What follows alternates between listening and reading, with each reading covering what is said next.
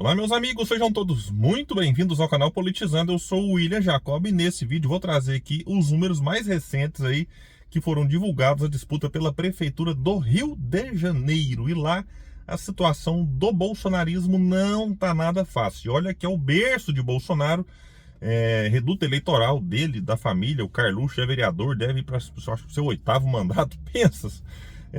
Enfim, o Flávio foi eleito senador no estado do Rio de Janeiro, só que a capital certamente não será administrada por bolsonarista. E sabendo das dificuldades, até que o Bolsonaro até na época recuou, o nome do Flávio chegou a ser especulado, mas para não sofrer uma derrota humilhante, recuou, e tudo indica lançarão o deputado federal Ramagem, ex-chefe da BIM de Bolsonaro. E eu vou trazer para vocês, ele aparece muito, mas muito mal, inclusive em terceiro lugar, dependendo do cenário. Eu vou trazer então todos os cenários, vou trazer aqui algumas reflexões, mas antes quero pedir a sua ajuda. Chegou no canal, viu que não está inscrito, se puder se inscreva, ativa aí o sininho das notificações. Se gostar do vídeo, mas só se gostar, joinha para cima, vai que não gosta, faz parte, joinha para baixo, comenta, compartilha, espalha. Vamos trazer mais pessoas para cá, porque aqui nós lutamos por um Brasil melhor. Pessoal, vamos aqui então trazer o que foi divulgado aí pela mais nova pesquisa Datafolha, que ouviu 840 eleitores presencialmente entre os dias 2 e 4 de junho. Margem de erro de 3 pontos, para mais ou para menos. Na pesquisa espontânea, que é quando o Instituto não apresenta o nome dos candidatos, pergunta para o entrevistado e ele espontaneamente fala quem ele quiser. Aí eu procurei em vários sites aqui, não tive acesso ao arquivo da entrevista na íntegra, mas todos os sites estão divulgando que o Paes lidera com 28%, e aí fala lá que os outros candidatos são menos conhecidos e não sei o que, mas não fala o percentual dos outros. Deve ser tão baixo que nem chegaram a mencionar, talvez, né? Mas aqui o Paes lidera com 28% na espontânea. Os outros só Deus sabe, porque infelizmente não divulgaram, e tem sido assim com várias pesquisas. Vão soltando as informações de forma fracionada, aí divulgam um pouco. Gente, o que custa? Coloca lá, o Paes tem 28%, os outros tal, 0,1, 0,2%.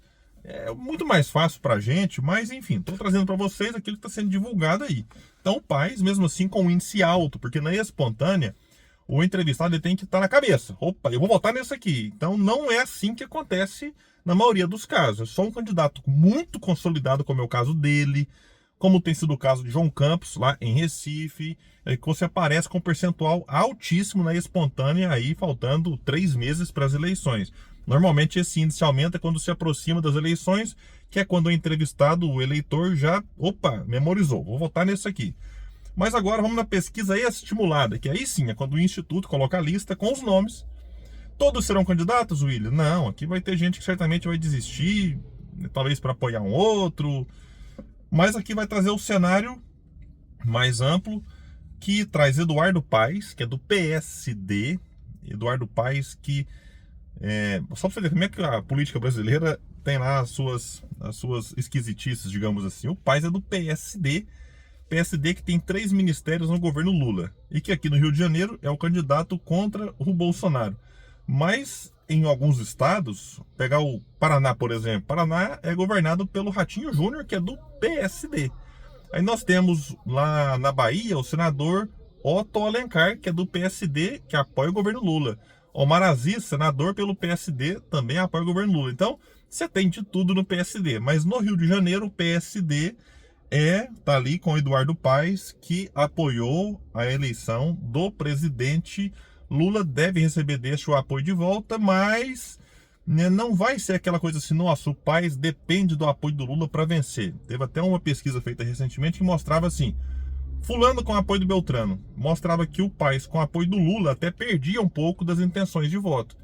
Então o Paes não vai querer nacionalizar a eleição de jeito nenhum, porque ele está muito bem nas pesquisas, e normalmente a pessoa nacionaliza para ambos os lados quando ela precisa crescer, que é o caso do Ramagem, que eu vou trazer para vocês. O Ramagem está muito mal, ele vai tentar nacionalizar para atrair o voto do eleitor do Bolsonaro para ele. Como o Paes está bem, por que ele vai querer se meter em confusão de polarização? Então, certamente não vai. E aqui então, em segundo lugar, vejam só, Tarcísio Mota, do PSOL, com 9%. Então o Paes lidera com 53%, o segundo colocado tem 9%. Em terceiro vem o Ramagem, que é o candidato do Bolsonaro lá, que é do PL, com 7%, tecnicamente empatado com o Tarcísio Mota dentro da margem de erro. Então o Ramagem vai crescer. Podem anotar isso aí. William, mas certeza? Anotem, o Ramagem vai crescer. Por quê? Porque quando o eleitor perceber que ele é o candidato do Bolsonaro, esse eleitor fala, opa, então eu quero votar. Que tem gente que não quer saber o que o cara pensa, o que o cara defende, o que ele é a favor, o que ele é contra, o que ele já fez, o que ele não fez. Esse cara aqui, ele é ex-chefe da BIM, tá enrolado até o pescoço, pode parar na cadeia, não demora. Mas tá lá, é candidato. E quando o fanático bolsonarista olhar e falar, o candidato do mito tá aqui, vota, não quer nem saber de que o cara pensa, faz, fez ou falou, deixou de falar. Vota porque o fulano tá indicando. E infelizmente acontece assim também em lugares em que o Lula é muito popular. O Lula põe um dedo desse cara aqui e fala, então vai ser o Lula mesmo. Aí eu convido o eleitor a refletir, né, para pensar com a própria cabeça, assim, deixar um pouco a emoção de lado. Opa, quem que esse aqui, o que esse aqui já fez? O que ele defende? Qual o projeto de cidade que ele defende? E no Rio de Janeiro, de todo jeito aqui, eu acho que das opções que nós temos, o Eduardo Paes tem feito uma ótima gestão. Eu observo isso nas redes sociais, nas postagens dele. Gosto da forma como ele se comunica, de algumas ações que ele tomou lá no Rio de Janeiro. E digo mais, quem diz isso é a população. Daqui a pouco eu vou trazer a popularidade dele, a taxa de aprovação do Paes no Rio. Então, quando o prefeito é muito bem avaliado, fica difícil para a concorrência.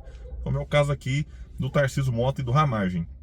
Aí Juliette Panjota, que fala, da UP tem 3%, Ciro Garcia do PSTU também 3%, Rodrigo Amorim do União Brasil 2%, Dani Balbi, PCdoB 1%, Carol Esponza do Novo nem pontua, em branco nenhum, nulo 14%, indeciso 5%.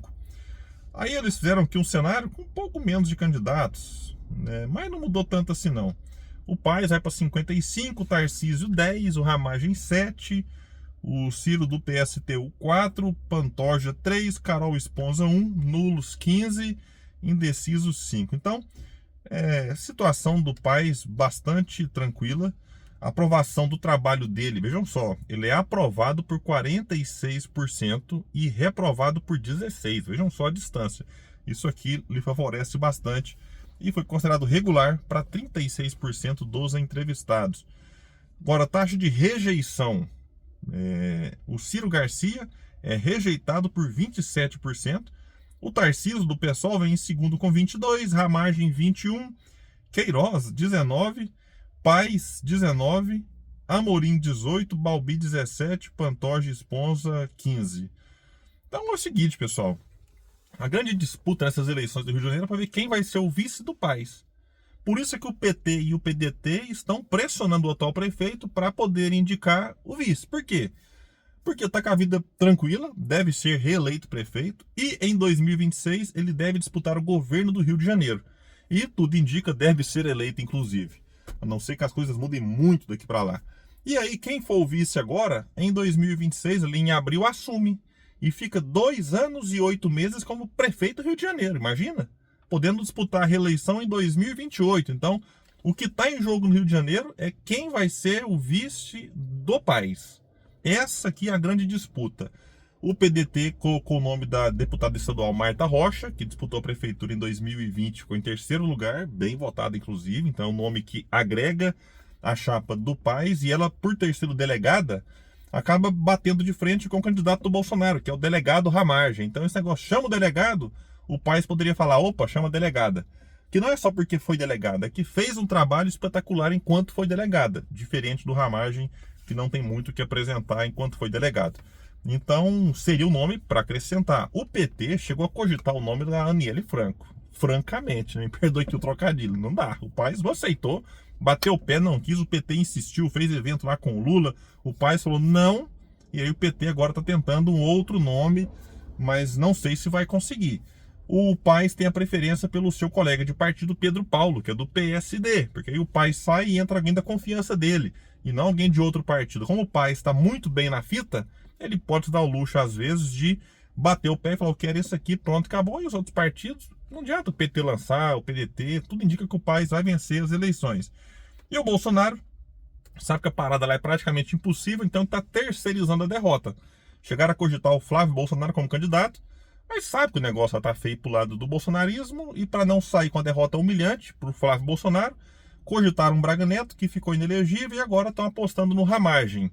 Que perdendo, beleza, né? Volta, continua deputado federal, tranquilo. Então, sabendo disso, estão terceirizando a derrota para alguém que não é do clã Bolsonaro e não sai com a derrota humilhante como o Flávio já saiu em outras ocasiões. Então vamos ficar bastante atento no que acontece por lá. Pessoal, o canal Cineminha, canal do meu filho, o Fábio Jacob, lançou um vídeo sobre um filme pedido por vocês lá na aba da comunidade. Django Livre. Então bora lá, dar essa força pro meu filho. Deixem o like, se inscrevam no canal e comentem lá, vindo politizando, dê essa força lá para ele, todo engajamento, pessoal, é muito importante. Eu agradeço demais a quem está indo lá, né, se inscrever, deixar like, comentar. Valeu, gente, e até o próximo vídeo nesse espaço que luta por um Brasil melhor. E bora espalhar isso aqui, principalmente com quem mora no Rio ou não morando lá, está interessado em saber como estão os números para as eleições municipais. Até mais, gente!